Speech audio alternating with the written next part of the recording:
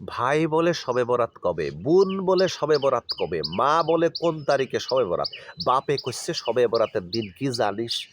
হুজুরদের কি হুজুরদেরকে মুসল্লিরা পাগল বানায় ফেলতেছে একদম, যে হুজুর শবে বরাতের তারিখ কবে? মহিলারা লিখতে শুনতি পাঠাচ্ছে তার বাচ্চা কাচ্চা দিয়ে শবে বরাতের তারিখ কবে?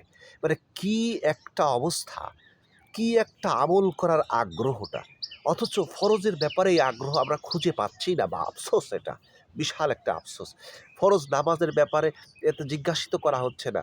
রোজার ব্যাপারে এরকম গুরুত্ব নাই।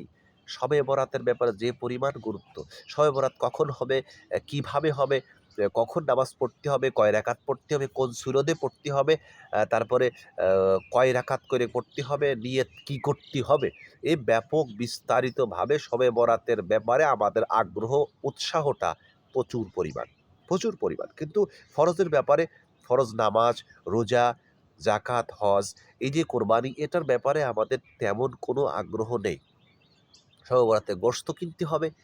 এক ভাই ফোন করে বলতেছিলেন, ওনার বাড়ি হচ্ছে চট্টগ্রাম এলাকায়। উনি বলেন যে, "ভাই, আমি আমার বোনের জন্য, ওনার বোনের জন্য সুজি, তারপরে গুড়া, তারপরে চিনি, দুধ, তারপরে মুরগি, তারপর গরুর গোশত, এগুলো কিনে পাঠিয়েছেন, দিয়ে আসছেন উনি। কারণ শবে বরাত উপলক্ষে এটা ওই এলাকায় দিতে হয়। আ এটা দিতে বাধ্য থাকিবে।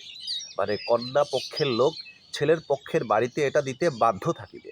এই যে শবে বরাতের ব্যাপক একটা আমাদের ব্যাপার আছে, যে ব্যাপক একটা কি উৎসাহ শবে বরাতটা নিয়ে। কিন্তু ফরজের ব্যাপারে কোনো গুরুত্ব নাই।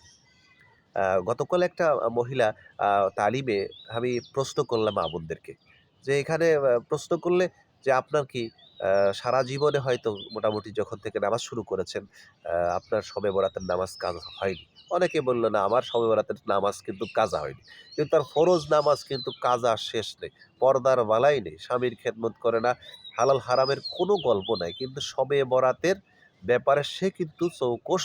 শবে বরাতের ব্যাপারে সে কিন্তু খুব সতর্ক। ভাই, শবে বরাত একটা দামি জিনিস, কিন্তু ফরজের মতো না।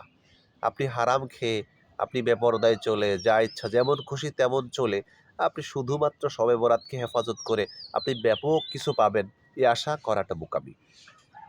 আমরা অবশ্যই ফরজকে মূল্যায়ন করব বেশি, ফরজের গুরুত্ব দিব। এরপরে অবশ্যই পারলে আপনি নফল পড়বেন। শবে বরাতে আপনি সারারাত ইবাদত করেন, ভালো। কিন্তু শবে বরাত এত গুরুত্বপূর্ণ কেন? ফরজ ছেড়ে নফল নিয়ে আমাদের এত বেশি উদ্দীপনা কেন? এটা আমাদের জন্য আফসোস এবং পরিতাপের বিষয়।